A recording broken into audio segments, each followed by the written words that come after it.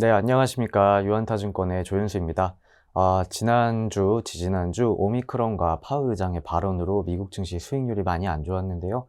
그것 때문에 좀 마음이 불편하셨을 것 같은데, 어, 일단 그 파우치 박사가 이러한 발언을 했습니다. 아직 초기 단계이긴 하지만 오미크론의 그런 치명률이 그렇게 높은 것 같지 않다라는 취지의 그런 발언을 했는데요. 아무튼 오미크론과 파월 의장의 발언이 미국 증시에 어떤 영향을 미쳤고, 그리고 우리가 어떻게 대처를 해야 되는지에 대해서 오늘 이야기를 나눠보도록 하겠습니다. 그러면 바로 시작하도록 하겠습니다. 일반적으로 바이러스는 치사율과 재생산 지수, 전염력이 역의 상관관계를 갖고 있습니다. 저희 메르스를 한번 보시면 치사율이 20.5%로 정말 높은데 재생산 지수는 1 이하로 이렇게 전염성을 크게 띌 수가 없었어요. 왜냐하면 숙주가 죽었기 때문이죠. 그런 반면에 사스를 보시면 치사율은 좀 낮지만 재생산 지수가 대신 높습니다. 반드시 재생산 지수가 같은 정도를 띈다고 해서 치사율이 낮은 것은 아닌데요. 저희 오미크론의 변이 같은 경우에는 코로나의 변이이기 때문에 그리고 델타 변이 이후로 백신 보급률도 많아진 상황이기 때문에 치사율도 조금 더 낮고 재생산 지수가 설령 조금 더 높더라도 괜찮지 않을까, 그런 가능성이 지금 많이 언론 보도를 통해서 나오고 있는 상황입니다. 저희 11월 24일에 남아공에서 첫 오미크론 관련 변이 확진자가 발생을 했는데요. 그러고 나서 미국의 이동성 지수에 도대체 어떤 영향을 미쳤는지 한번 살펴보았습니다. 구글에서 나온 데이터고요. 2020년 1월부터 2월 중간값을 기준으로 얼마나 이동성이 변했는지를 체크한 값이라고 보시면 됩니다. 여기 보시면 우연의 일치인지 모르겠지만 24일 이후로 이동성 지수가 크게 하락한 것을 보실 수 있는데요. 사실은 이게 연휴 때문입니다. 추수감사절 효과였고요. 이 이후에는 정상 수준으로 돌아온 것을 보실 수가 있습니다. 그렇기 때문에 최근 오미크론 관련한 주가 하락은 아무래도 심리적인 부분이 많이 반영된 것이 아닌가라는 생각을 해볼 수가 있는 부분입니다. 그러면 오미크론이 정말 증시에는 어떠한 영향을 줬는지 좀 체크를 해보겠습니다. 먼저 S&P 500 포워드 EPS 모멘텀이 어떻게 변했는지 체크를 해봐야 될 것 같은데요. 여기 보이시는 파란색 선이 모멘텀입니다. 지난주 대비해서 0.12%의 상승을 기록을 했습니다. 그러니까 실질적으로 EPS 추정치에 영향을 준 것은 그렇게 크지 않은 오미크론이고요. 포워드 PER 기준으로 2020년 7월 이후 거의 최저점 가까이 하락을 한 상태인데요. 심리적인 부분이 많이 반영이 된 것이라고 보시면 될 것 같습니다. 오른쪽 그래프로 건너와서 물가를 한번 살펴보도록 하겠습니다. 지금 현재 근원 PC 물가 지수는 30년 내 최고치를 기록을 하면서 물가가 너무 높아지는 게 아닌가라는 그런 우려를 자아내고 있는데요. 이 파란색 그래프를 보시면 10년 기대 인플레이션이라고 되어 있는데 여기 이렇게 추세적으로 하락하고 있는 국면이 보이시죠? 이 물가 기대치가 왜 하락하는지가 사실 중요할 것 같습니다. 지금 세 가지 가능성이 거론이 되고 있습니다. 첫 번째가 오미크론의 영향이고요. 두 번째가 공급망 병목이 어떻게 조금 해소가 되고 있는 신호가 잡히지 않는가. 세 번째가 매파적인 연준의 스탠스, 그러니까 파월 의장이 인플레이션에서 일시적이라는 단어를 제외를 하고, 그리고 구체적인 물가 인플레이션의 그러한 정의를 내리겠다는 식의 발언을 한 것이 영향을 준 것이 아닌가라고 생각하실 수가 있지만, 일단 오미크론의 영향은 아닌 것 같습니다. 왜냐하면 지금 이 꼭지를 찍고 내려온 것을 보시면 이게 11월 15일이거든요. 이때가 물가 기대치가 한 2.7% 수준까지 올라갔었고, 지금 한 2.4%까지 내려온 상황인데요. 그러니까 오미크론이 처음 발견된 것이 24일이라는 점을 생각을 해보면 이미 뭔가가 진행이 되고 있었구나, 오미크론의 영향은 그렇게 크지 않겠구나 라는 걸 생각을 해볼 수가 있고요. 두 번째와 세 번째 가능성 등을 가능성을 열어두면서 한번 대응을 해보면 어떨까라는 생각을 하게 됩니다. 그럼 조금씩 넘어가서요. 대체 오미크론은 미국 증시의 섹터별로 어떠한 영향을 줬는지를 체크를 해봤습니다. 여기 오른쪽 그래프를 먼저 보실게요. 하얀색으로 표시된 부분이 파월 의장이 30일 발언을 하고 난 이후 수익률이 어떻게 변했는지를 체크한 부분이고요. 요 분홍색으로 된 부분이 24일 남아공에서 첫 오미크론이 발견된 이후에 미국의 섹터별 수익률이 어떻게 변했는지를 체크한 부분입니다. 그러면 어떤 것이 얼마나 영향을 줬는지가 나올 수 있을 것 같은데, 파월 의장의 발언으로 가장 많은 영향을 받은 섹터는 바로 자유소비재이고요. 그 다음이 커뮤니케이션 섹터, 그리고 IT 섹터입니다. 즉 금리 인상이라던가 테이퍼링, 유동성 이슈에 있어서 가장 민감하게 반응할 수밖에 없는 그러한 섹터들이 영향을 받았고요. 그러면 오미크론의 영향으로 가장 많이 영향을 받은 섹터는 어디냐? 바로 금융과 에너지, 산업재라고 말씀을 드릴 수가 있을 것 같습니다. 지금 이 수익률이란 부분은 이렇게 결론이 났는데, 그럼 과연 실적 변동치도 어떻게 변했는가? 실적 변동치도 만약에 같이 안 좋았다면 정말 안 좋은 거라고 말씀드릴 수가 있을 것 같습니다. 하지만 이 왼쪽에 11월 19일 이후 2주 동안 포워드 EPS의 섹터별 변동을 한번 살펴보게 되면요. 안 좋았던 섹터는 금융과 소재, 부동산, 그리고 유틸리티를 이렇게 꼽을 수가 있는데요. 이렇게 두 가지, 수익률과 섹터별 EPS의 변동성, 실적 전망치가 어떻게 변했는지를 함께 체크를 해보면 변동치가 저조했던 이 커뮤니케이션 섹터까지 제외를 하게 되면 남는 것이 자유소비재와 IT, 그리고 에너지, 마지막으로 산업재까지, 이렇게 4개의 섹터에서 어떻게 보면 투자의 기회가 형성이 된 것이 아닌가라는 그런 추정을 해볼 수 있는 상황입니다. 향후에 그래서 어떤 섹터, 어떤 종목들을 골라야 되는지는 더 말씀을 드리겠지만, 그 전에 지금 오미크론의 변수를 살펴봤으니까 오미크론 외의 변수들이 또 어떤 것이 있는지를 함께 체크를 해보도록 하겠습니다. 지금 두 가지 불확실성이 계속 지속될 것으로 예상되는데요. 하나는 정치적 불확실성이고, 두 번째는 통화적 불확실성입니다.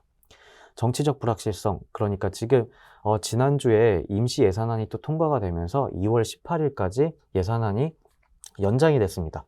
그러니까 어쨌든 내년 2월 18일이 되면 다시 또 예산안 협상을 해야 되지만, 일단은 한 고비를 넘긴 것이고요. 그렇다고 끝이냐? 아닙니다. 12월 중순에 부채 한도 협상이 남아 있고요. 12월 말에는 저희 흔히 복지 예산안이라고 하죠. 요 기후 대응과 아동복지, 세제 혜택, 의료 혜택 등등등등을 포함한 이 바이든의 핵심 공약인 빌드백 베터, 요게 통과돼야 합니다. 표결이 남아 있고요. 그리고 나면 이제 내년 2월에는 또다시 예산안을 두고 민주당과 공화당이 싸우면서 정치적 불확실성이 확대가 될 것으로 예상이 됩니다. 통화적 불확실성에 대한 일정도 남아 있습니다. 12월 FOMC가 남아 있는데요. 다음 주죠. 다음 14일 또는 15일이었던 것으로 기억을 하는데, 이때 FOMC가 예정이 되어 있고요. 그리고 나서 내년 1월에는 그 파월 의장 인준이 아직 남아 있습니다. 그리고 마지막에는 1월 말 FOMC가 또 예정이 되어 있습니다. 이러한 정치적 이슈들을 계속 겪으면서 증시는 좀 그러니까 불확실성이라기보단 변동성이 확대될 수 있는 그런 환경이다 라고 말씀드리고 싶고요. 좀 통화적인 부분을 조금 더 보면서 파월 의장의 발언이 갑자기 왜 바뀌었을까?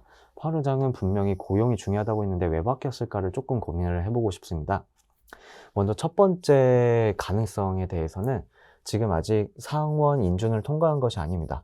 상원 인준을 통과한 것이 아니기에 어떻게 보면 전통적인 연준의 역할인 인플레이션 파이터로서의 어떤 그런 언급도 필요했던 것이 아닌가라는 생각이 들고요.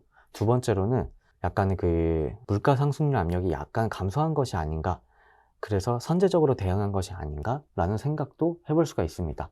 왜냐하면 지난주에 GM이 이런 발표를 했습니다. 가이던스를 상향을 하면서 자체적인 반도체 수급이 조금 개선이 되었다라는 그런 이야기를 했거든요.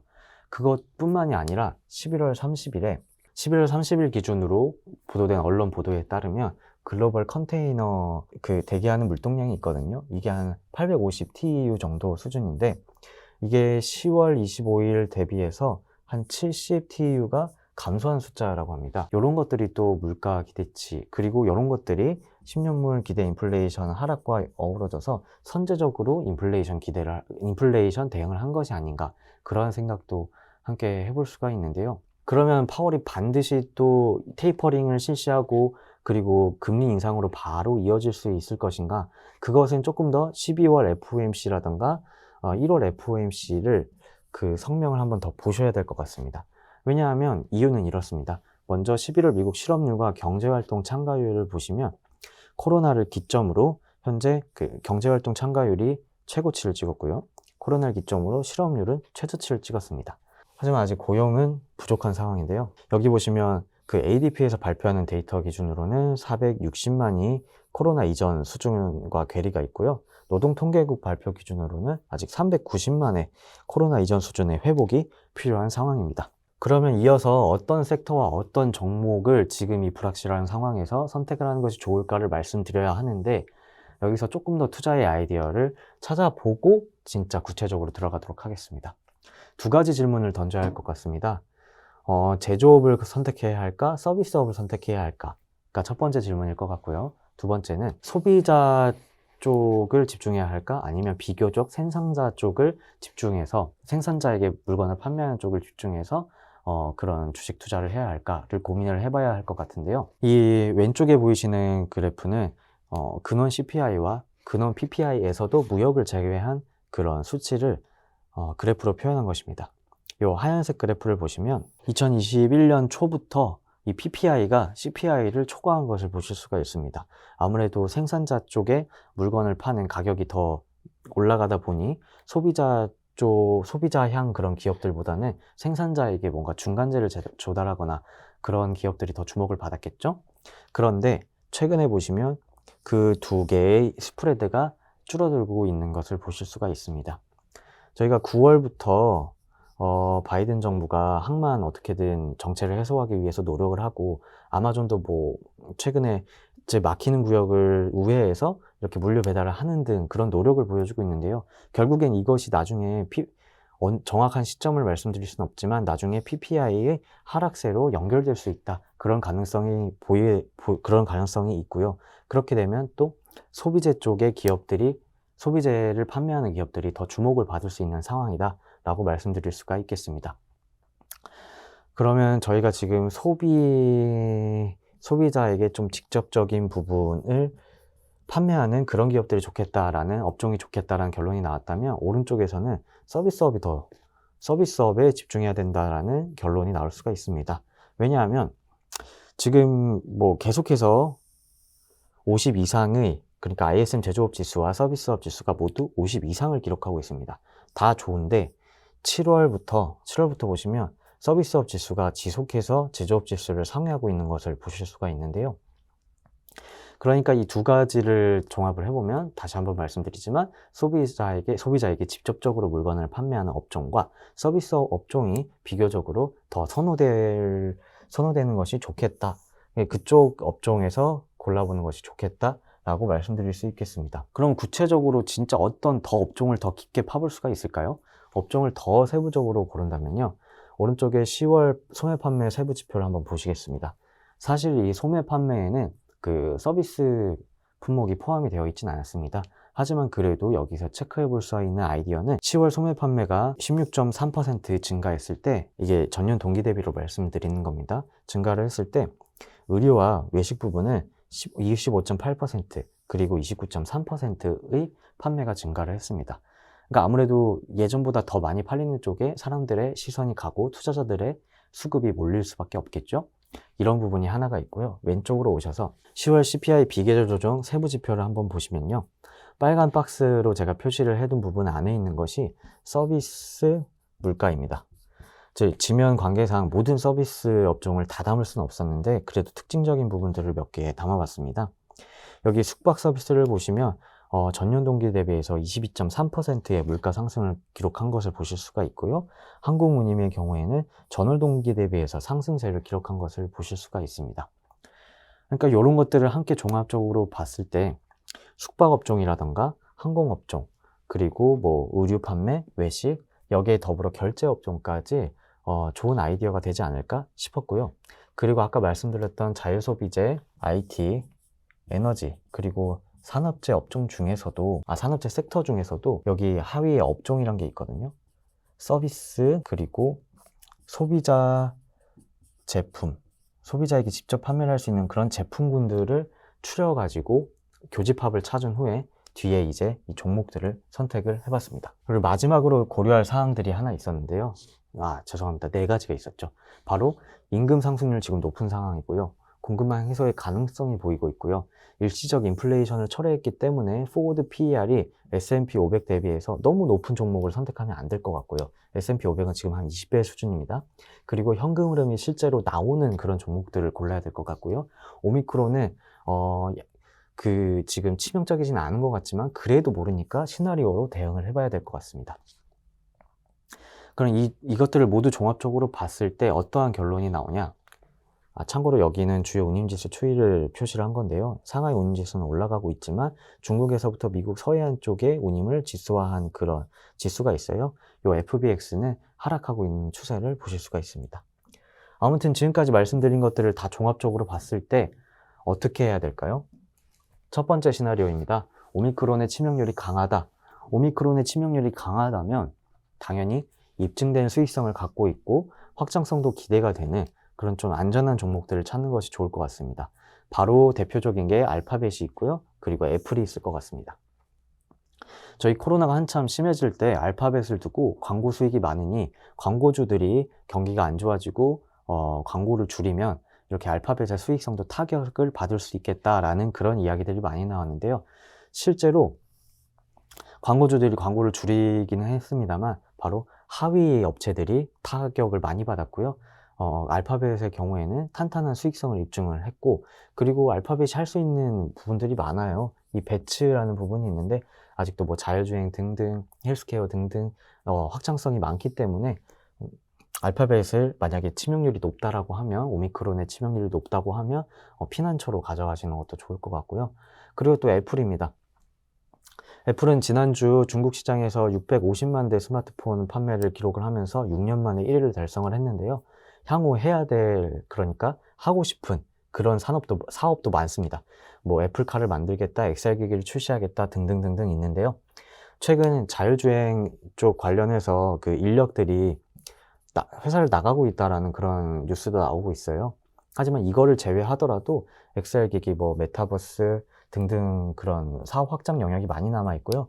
경험적인 이야기입니다만 최근 애플 TV 플러스의 주변에 구독하시는 분들도 조금 늘어나고 있더라고요. 이런 부분까지 고려를 해봤을 때, 그리고 포워드 PR이 그렇게 30배 미만으로 굉장히까지는 아니지만 그래도 S&P 500과 크게 차이가 나지 않는다는 부분까지 고려하시면 치명률이 강했을 때 이쪽으로 피난처로 삼으시는 것도 괜찮을 것 같고요. 당연히 바이오 쪽도 한번 살펴봐야겠죠. 뭐 mRNA의 그런 기전이 어떻고 저쩌고를 설명드리기보다는 당연히 대표적인 화이자와 모더나가 생각이 나실 것 같은데요. 당연히 치명률이 강하다면 모더나도 좋겠지만 화이자가 조금 더 선호가 될 것 같습니다. 이유는 한 가지인데요. 백신도 만들 수 있고 경구용 치료제도 모두 개발한 그런 업체이기 때문입니다. 경구종 치료제 같은 경우에는 심지어 변이를 염두에 두고 만들었다고 해요. 그렇기 때문에 오미크론의 치명률이 강하다, 또 다른 변이가 나온다 했을 때 당연히 화이자 쪽에 한번 관심을 두시면 조금 더 괜찮지 않을까 싶습니다. 그런데 여기 하얀색 그래프는 꺾인 게 보이시죠? 살짝 안 좋고 꺾이는 게 보이실 텐데 이게 forward EPS라는 겁니다. 바로 미래 실적 추정치인데요. 이게 왜 꺾였을까요?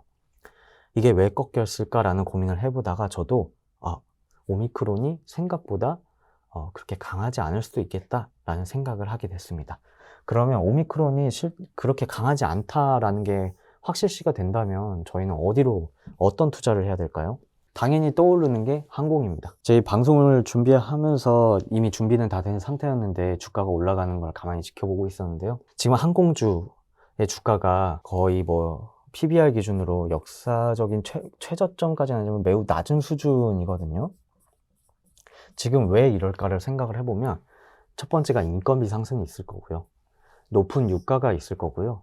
그리고 아까 보셨지만 항공 운임이 그렇게 추세적으로 상승하고 있는 모습은 아니었습니다. 요거까지 고려해보면 당연히 악재만 반영된 수준인데요. 현재 그 최근 데이터에 따르면 2019년 동기 대비해서 항공 탑승률이거든요. 항공 탑승률이 85% 수준까지 회복을 했고요. 만약에 치명률이 약하다면 요 탑승률도 올라오고 운임도 상승하면서 주가 상승을 한번 노려볼 수 있는 그런 환경이 되지 않을까요? 여기에다 만약에 인건비 상승률이 좀 둔화된다거나 유가가 안정이 된다거나 이런 뉴스 하나만 나와줘도 좀 위로 상승할 수 있는 그런 여력이 있는 PBR 밸류에이션 수준이라고 생각을 합니다. 여기 보시면 포워드 EPS 추정치도 최근에 한 11월 이후부터 계속해서 상승하고 있습니다. 오미크론이 나오든 말든 계속 상승을 하고 있죠. 이것도 체크해 보시면 좋을 것 같습니다. 그러면 이어서 볼 수 있는 또 아이디어가 바로 결제 부분입니다. 여기 비자는 분류상으로는 IT에 들어가 있고요. 아메리칸 익스프레스는 분류상으로 S&P 500 분류상으로는 금융에 들어가 있습니다. 하지만 그 둘 다 비슷한 결제 사업을 한다는 점에서 함께 놓고 말씀을 드리겠습니다. 10월 미국 소비자 중 10월 조사입니다. 미국 소비자 중 27%가 지난 1년 동안 신규 신용카드를 신청을 했고요. 비자 같은 경우에는 결제액에 따른 결제 그 네트워크를 제공을 해주거든요. 네트워크를 제공을 해주면서 결제액이 증가를 하면 이 수수료 수입이 증가하는 구조입니다. 특히나 이 해외 비중이 아메리칸 익스프레스보다 훨씬 더 높고요. 그렇기 때문에 글로벌리하게 경제가 활성화되고 외식이라든가 레스토랑 지출, 그리고 국경 간 결제가 회복이 되는, 여행까지 회복이 되는 그런 국면이라면 이 비자도 다시 한번 주목을 해볼 수 있는 그런 종목이 될 것 같고요. 아메리칸 익스프레스의 경우에는 주로 매출이 미국에서 발생합니다. 여기도 결제 서비스가 있긴 한데 그렇게 비중이 큰 것 같지는 않더라고요. 그리고 만약에 이 오미크론이 K자형 회복을 또 불러온다. 새로운 변이가 발생했는데 미국은 백신이라든가 치료제 등으로 잘 회복을 하고 있는데 다른 국가들은 또 비실비실하다. 그렇게 될 경우엔 아메리칸 익스프레스를 한번 보시는 것도 좋을 것 같습니다. 또 이어서 말씀을 드리면요. 당연히 볼 수 있는 부분이 여행과 숙박 부분이 될 수 있을 것 같은데요. 대표적인 기업 부킹홀딩스와 에어비앤비입니다. 에어비앤비는 지난 자료에서도 말씀을 드렸지만 3Q19와 그러니까 19년도 3분기와 올해 3분기의 매출액을 놓고 비교를 해보면 에어비앤비는 36%가 증가했습니다. 대표적인 이런 여행 플랫폼 기업인 OTT 기업인 부킹홀딩스는 어땠을까요? 동기간에 93% 증가한 것이 아니고요. 7% 감소했습니다.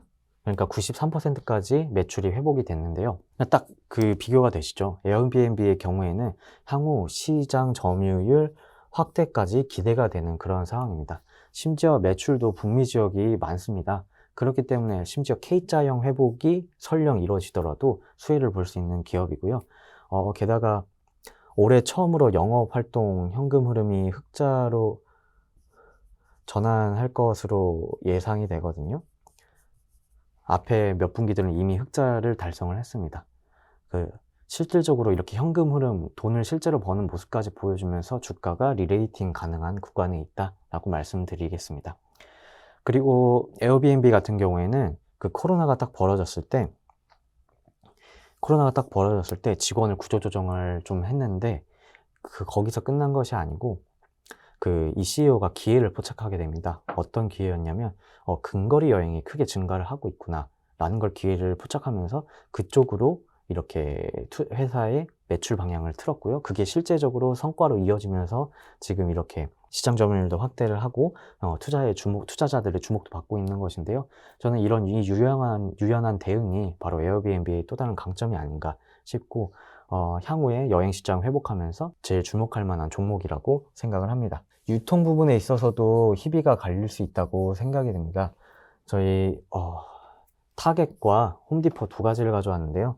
타겟의 경우는 코스트코와 함께 생각을 해보시면 이제 스펠링이 틀렸는데 죄송합니다. 지우개를 지우고 코스트코와 함께 생각을 해보시면 좋을 것 같은데 코스트코의 11월 동일 매장 매출이 있습니다. 요게 9%대를 기록을 했거든요. 근데 컨센서스는 11% 수준이었습니다. 지금 이야기 나오고 있는 것들이 코스트코나 이런 기업들이 기고효과에 직면하고 있는 것이 아니냐라는 그런 가능성이 제기가 되고 있고요. 타겟의 경우에는 이런 이야기도 나오고 있습니다. 인플레이션에도 낮은 상품 가격을 유지하고 있다. 그러니까 소비자들의 시장 점유율 확보를 위해서 인플레이션에도 낮은 상품 가격을 유지하게 되면 이익률이 하락하겠죠. 이익률이 하락하는 건 당연히 수익성에 안 좋게 작용할 수밖에 없습니다. 그러다 보니까 요 EPS 추정치가 또 크게 최근에 상승하지 않는 모습도 체크하실 수가 있고요. 반면에 미국의 주택시장은 계속 좋습니다. 만약에 이것도 생각해 보셔야 돼요. 고용이 증가하고 인건비가 안정화되고 원자재비가 하락을 한다면 미국의 주택 시장이 과연 안 좋을까요? 주택 가격이 내려오면서 지금 테이퍼링이니 금리 인상이니 해도 절대적인 수치를 놓고 보면 금리가 낮은 상황이기 때문에 그 주택 구매 수요와 함께 맞물려서 홈디포의 주택개량 용품에 대한 수요도 증가할 수 있을 것으로 예상이 됩니다. 그렇기 때문에 이것도 약간 희비가 갈릴 수 있다라고, 유통업체 쪽에서도 희비가 갈릴 수 있다라고 말씀을 드릴 수 있을 것 같습니다. 그리고 또 만약에 저희 앞에서 그런 기후 대응 정책이라던가 그 인프라 정책 이런 이야기도 제가 언급을 드렸는지 모르겠는데, 그런 정책적인 부분도 함께 고려를 한다면 어떤 것이 좋을까요? 여기 퀀타 서비스라는 기업이 있습니다. 이 기업은 그 인프라 솔루션 기업인데요. 전력 파이프라인이나 통신 인프라 등에 대해서 설치, 유지 보수 뭐 이런 것들을 종합적인 서비스를 해주는 그러한 기업입니다. 밸류에이션도 보시면 지금 현재 한 20배 수준으로 S&P 500 대비해서 그렇게 고평가된 상황도 아니고요. 포워드 EPS 추정치도 지속해서 상승하고 있는 것을 보실 수 있습니다. 저희가 인프라 투자하면 흔히 캐터필러 이런 걸 생각하는데, 요거뿐만이 아니고 이런 퀀타 서비스 같은 기업도 함께 보시면 좋을 것 같습니다. 그리고 왼쪽으로 와서 인페이즈 에너지입니다. 이건 태양광 인버터를 만드는 기업인데요. 지금 포워드 EPS가 거의 70배 수준입니다. 굉장히 높죠. 그렇기 때문에 테이퍼링이라든가 그런 금리 인상에 있어서는 조금 흔들릴 수 있는 기업이긴 한데, 저희가 주목해야 하는 거는 또 나중에 지금 10년 BEI가 제가 하락하고 있다라고 말씀드렸잖아요. 시장이 이것을 주목할 때가 올 수도 있습니다. 이걸 주목할 때는 또 할인율이 낮기 때문에, 그러니까 지금 물가가 낮은 수준이기 때문에 또다시 성장주에 대한 관심이 한번 쏠릴 수가 있는데, 그럴 때는 또 이런 저희 태양광 관련 기업들이 주목을 받을 수도 있고요. 기업 하나를 투자하는 게 부담스럽다라고 생각하시면 요 탄이라는 ETF도 함께 고려를 해보실 수가 있을 것 같습니다. 여기까지는 아까 매크로 이슈들 등을 통해서 어떤 것들을 투자하면 좋을지 종합적으로 말씀을 드렸는데, 지금 제가 준비한 부분은 메타포트라고 해서 메타버스 관련 기업입니다. 저희 파월 의장이 테이퍼링 이야기를 꺼내기 전까지만 해도 정말 핫한 이슈였던 메타버스였던 것 같은데요. 아무튼 혹시 나중을 위해서라도 어떤 기업인지 짚고 넘어가 드리면요. 이 기업은 디지털 카메라 이런 기기들을 활용해서 공간을 찍고 그걸 디지털 매핑을 통해서 이렇게 클라우드에 구현을 하는 그런 기업입니다. 디지털 트윈이라고 하죠. 현실 공간에 있는 공간을 디지털 공간에 그대로 복사하는 것을 디지털 트윈이라고 하는데요. 다양한 산업에 적용이 가능합니다. 부동산, 소매업 등등 이렇게 있고요. 뭐 디자인부터 건축, 그리고 홍보, 운영까지 가능해요. 제가 여기 홈페이지를 들어가 봤더니 나이키 매장을 찍어둔 것이 있는데, 저희가 네이버 지도 보면은 도로 지나가듯이 도로를 촬영한 것들이 있잖아요. 그걸 저희가 클릭하면 그 길을 따라서 이제 지나갈 수가 있는데, 매장에서 똑같이 그것이 가능합니다. 만약에 여기서 구매 버튼만 클릭을 하면 정말 너무 엄청날 것 같더라고요. 지금 이미 부동산과는 연계를 한 사업을 진행을 하고 있고요. 저 알게 모르게 소매업과도 그런 연관을 한 것이 있을 것 같고, 나중에 저희가 숙박도 이렇게 가면 사진밖에 없잖아요. 이런 공간 데이터를 활용해서 숙박업체를 고를 때도 활용할 수 있는 그런 산업의 확장성이 있지 않은 그런 기업이 아닌가 싶습니다. 이건 그냥 참고로 아시면 좋을 것 같고요. 지금까지 말씀드린 내용을 정리를 한번 해보겠습니다. 상대적인 섹터의 매력도는 자유소비재와 정보기술, 산업재, 에너지 쪽에 있었다. 그리고 업종은 서비스업과 소비자 제품 쪽에서 주목을 하는 것이 좋을 것 같다라는 말씀을 드렸고요. 아래와 같은 4가지 고려사항, 임금 상승률이 높다, 공급망 해소의 가능성이 살짝 보인다, 연준이 매파적 기조로 돌아섰기 때문에 밸류에이션이 너무 높은 것, 그리고 현금 흐름이 나오지 않는 기업들은 조금 제외하는 것이 좋겠다라고 말씀드렸고, 오미크론의 시나리오별로 대응을 하면 좋겠지만 지금 당장은 치명률이 낮은 것에 그런 무기를 두는 것이 좋겠다 라고 말씀을 드렸습니다. 저희 지지난주부터 미국 시장이 많이 흔들리면서 불안하셨을 것 같아요. 하지만 기억하셔야 되는 건 여전히 모멘텀은 살아있고 할인율은 낮습니다. S&P 500의 EPS 모멘텀 계속 상승하고 있고요. 미국의 하이힐드와 신흥국 하이힐드를 비교해보면 여전히 미국의 하이힐드가 훨씬 낮은 것을 아실 수가 있습니다. 그렇기 때문에 지금 마음은 좀 불편하시겠지만 용기를 내야 하는 시점이 아닐까라는 그런 생각을 해 보았고요.